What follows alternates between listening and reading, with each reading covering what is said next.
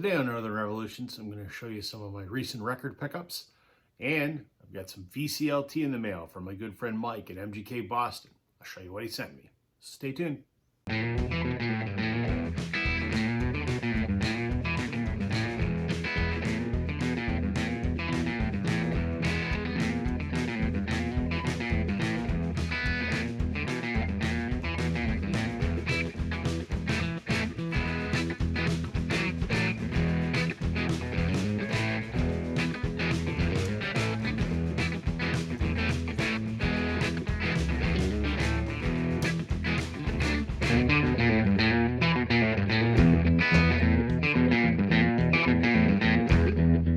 Hey, Vinyl community. Welcome to Northern Revolutions. I'm Rob. Welcome back if you're returning. Welcome if you're new. It's been a minute since I made a video. I apologize, folks. It's been a couple weeks. Life just been very busy. Promotion at work and things are just nuts. And admittedly, I had a little bit of a, we'll call it a creative drought. So I'll be back making regular videos now. Weekly at least. So because it's been a while, I thought I would do just a recent pickups video, and I got some VCLT in the mail. One of the other things I've been up to that I think you might want to check out, we do our weekly Wednesday night live stream, me and Glenn and Sam live from the basement. But this week Glenn was away, so I took over hosting duties. And we had a great live chat this week. I had some guests join Sam and I this week. Chance, my pal, concert buddy, who you all know, I'm sure. We also had Matt from Prime Analog Records. And we had David from Safe and Sound Texas Audio Excursion. And we had a newbie, let's say. Jason Arsenault, who is a regular view of all of our channels. Regular participant in the Peanut Gallery on our live streams. Jason and I have been communicating for a while, and I'm trying to convince him that he should jump in the ring with the rest of us and make a YouTube channel.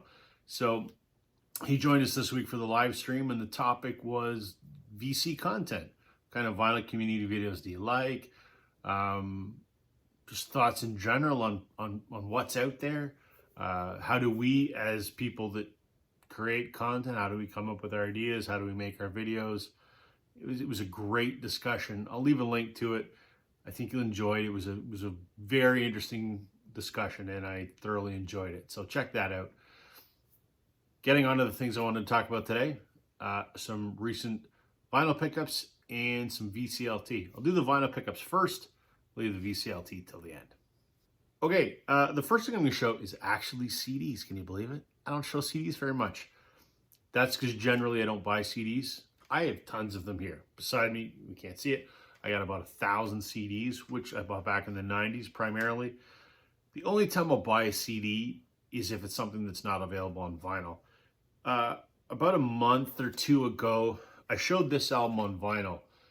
Amanda Marshall's self-titled debut from '95 was just reissued on vinyl after a almost 20-year hiatus from music because of legalities with her label. She's made a comeback. She just toured across Canada. She was a huge artist in Canada in the late 90s and early 2000s. This album is phenomenal. The only hit she ever had in the States was a song called Birmingham, which is on this record. But this was an absolute staple of Canadian airwaves and much music back in the 90s. I think there was like 7 hits off of the 10 tracks that are on this album. She was huge.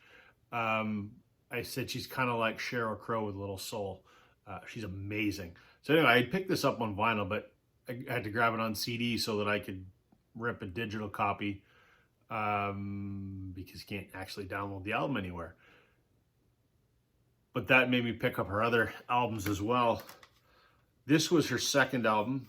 It's called Tuesday's Child, which came out in 1999. Absolutely stellar album, just like the first. Had a bunch of hits on here. If I could recommend to anyone, if they want to check out on YouTube or whatever, she had a song called Love Left Me, which was amazing. Another amazing power ballad's not the right word, but I guess, called If I Didn't Have You. Believe in You was another hit off here. This is just another fantastic, little more rocky than Sheryl Crow, but similar, but better. Wish she had made it big. I mean, she toured all over the world for this, but most Americans would not have heard of her. And most people outside of Canada wouldn't have heard of her. So the self-titled debut and Tuesday's Child are phenomenal. And then her last album before her departure from music came out in 2001, and this is called Everybody's Got a Story.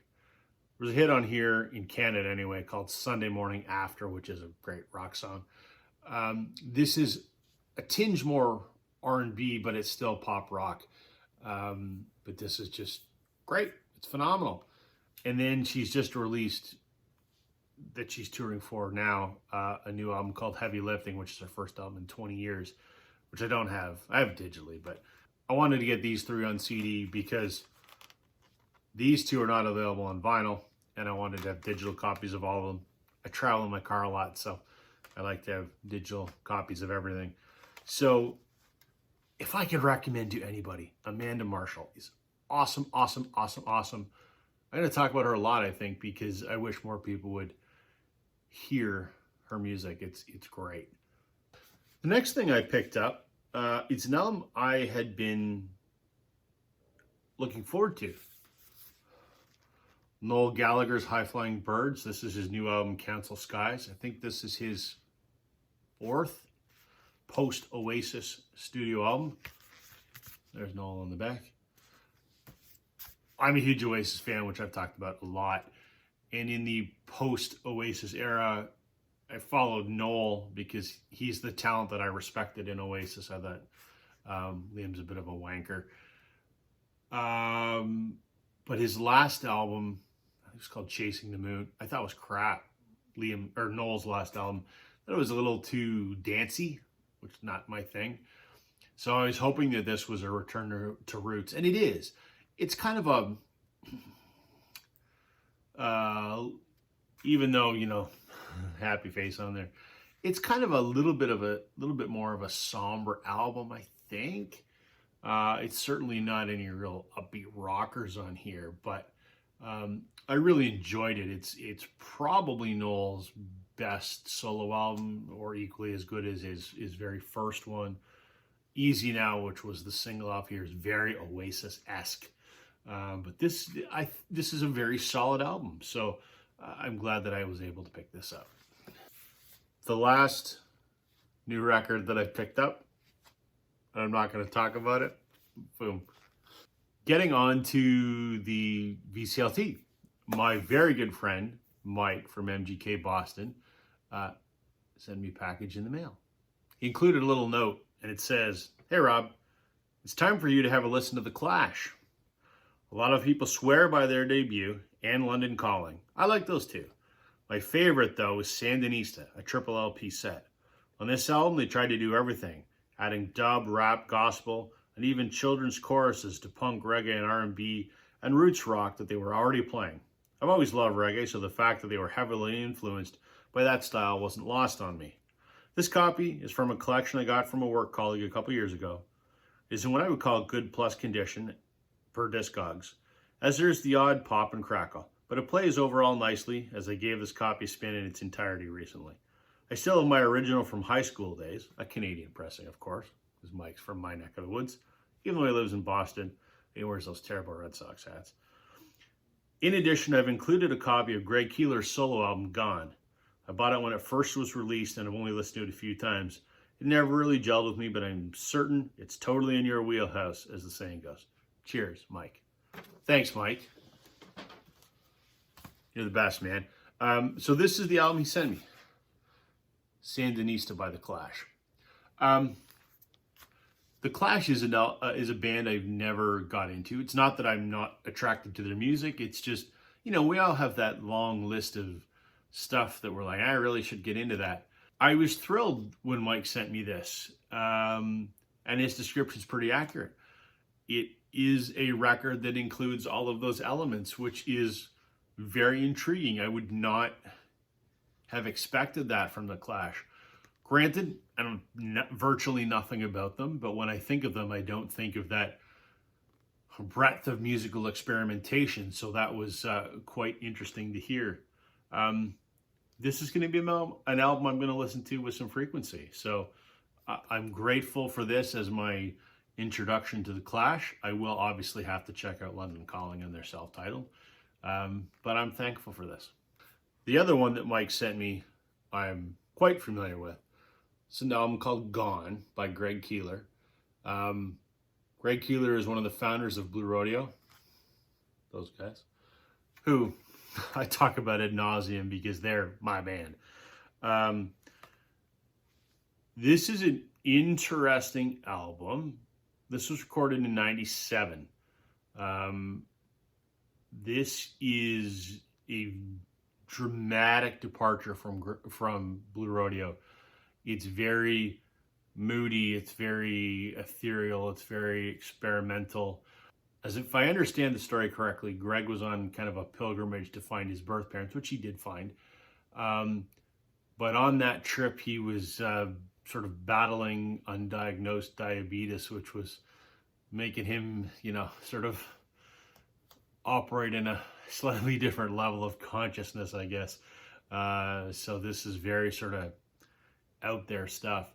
So for folks that are, love Blue Rodeo, a bit of a leap to get here. I've heard this album before. I don't own it. So, of course, when Mike said, do you want a copy of Gone? I'm like, absolutely, because I haven't found this anywhere.